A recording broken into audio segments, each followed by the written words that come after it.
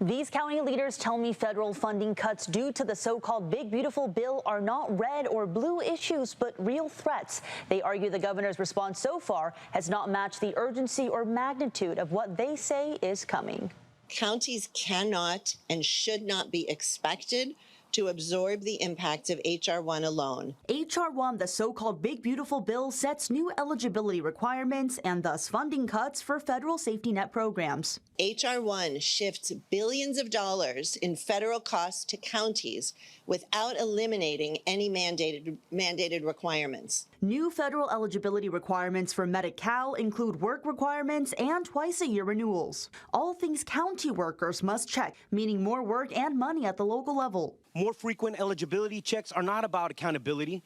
They will simply push eligible working families off health care and nutrition programs simply because county systems and staffing are already overwhelmed. And when people lose health care coverage like Medi-Cal, counties are legally and morally required to provide care of last resort, what we call indigent care. These county leaders argue this is all part of the $9.5 billion in yearly costs to counties H.R. 1 will likely bring. And we are asking for a fraction of that, $1.1 billion in the upcoming budget deal and $2.5 billion in the next fiscal year. That's the additional state funding counties are asking for to help with increased workload with Medi-Cal and Calfresh food assistance. Counties say Newsom only allocates $87 million in additional funding for 2026 to 2027, then nothing for the following years. Newsom's Department of Finance confirms those numbers, but notes because of the new state money included in his revised budget, the federal government matched that contribution, meaning more money for counties overall. They say no money has been set aside for the out years because they're unsure how H.R. 1 will play out. So there are additional resources that are being provided,